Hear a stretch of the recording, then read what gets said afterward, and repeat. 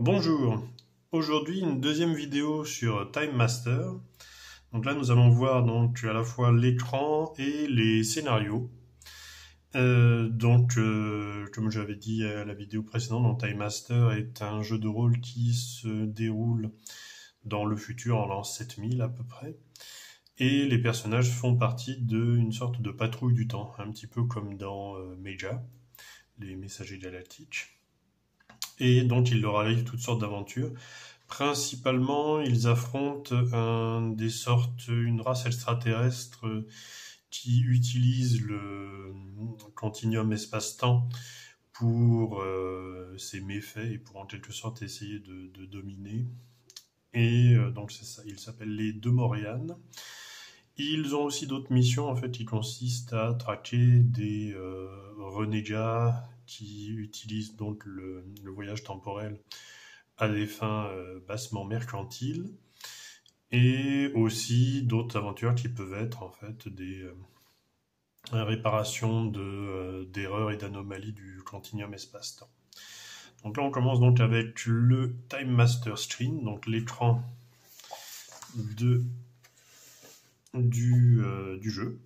Donc là avec la fameuse carte du système Pass Setter, enfin la fameuse table en fait qui permet de résoudre les actions.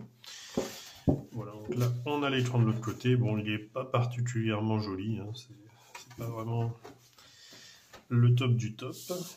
Là avec il y a un petit scénario qui suit en quelque sorte qui envoie des personnages essayer de remettre en route en fait le fait que JFK, John Fitzgerald Kennedy, devienne président en fait des États-Unis, puisque là en fait il disparaît en 1943 quand il était à la guerre durant la guerre du Pacifique en affrontant les Japonais.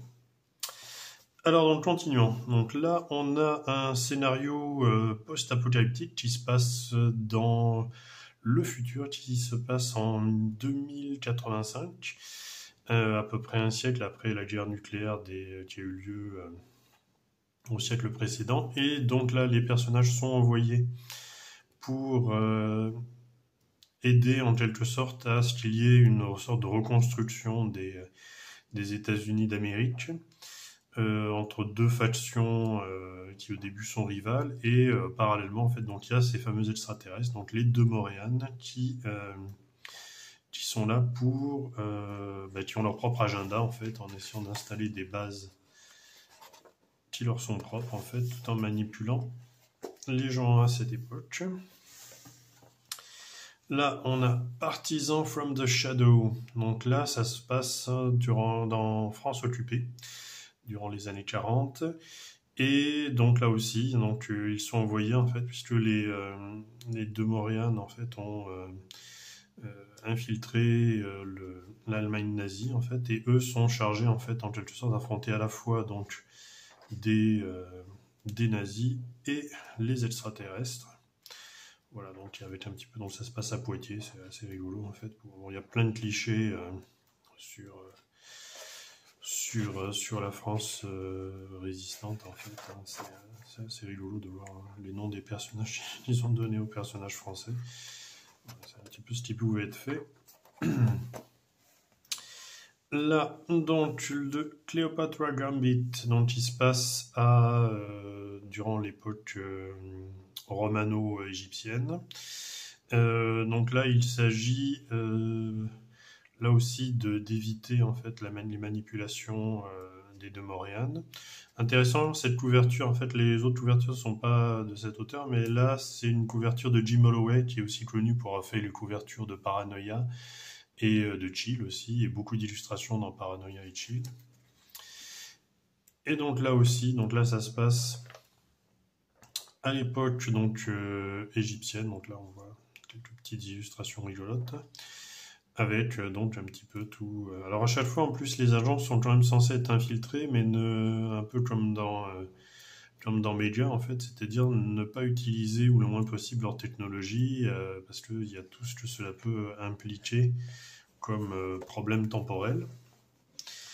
La Crossed Sword, donc ça se passe, comme vous pouvez le voir, autant des mousquetaires.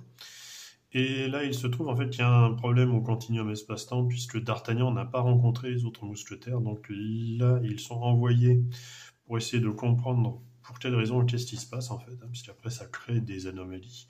Bon, là aussi, ce qui est assez amusant, c'est qu'en fait, il y a une espèce de mélange entre le roman de Dumas et puis la réalité, puisque bon, le roman de Dumas, c'est un roman, donc, mais là, c'est un peu fourre-tout, assez mélangé, mais c'est assez rigolo en fait, hein. Franchement, à lire, le scénario est assez fun.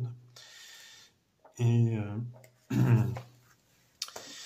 Et là, nous avons donc Temple of Blood, où là, bah là aussi, en fait, les personnages sont envoyés au temps de la conquête de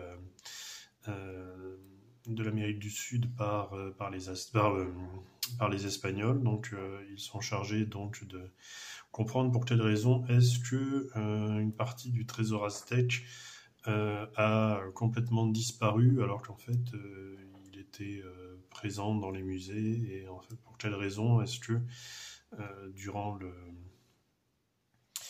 cette conquête, enfin voilà, il y a une anomalie temporelle en fait, et voilà, ils sont chargés de trouver.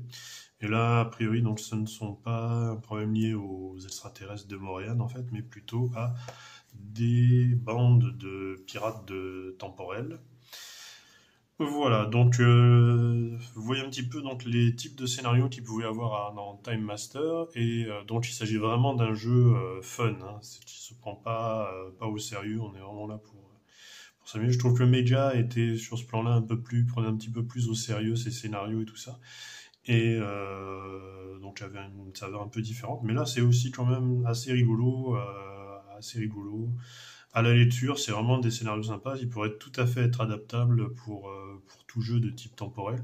Il y a même certains scénarios qui pourraient être quasiment adaptables si on enlève la partie temporelle ou fantastique pour des jeux classiques en fait, hein. Par exemple, voilà, Crossed Sword pourrait tout à fait être adapté si on enlève toute la partie fantastique et science-fiction pour un jeu de rôle qui se passe au temps des mousquetaires.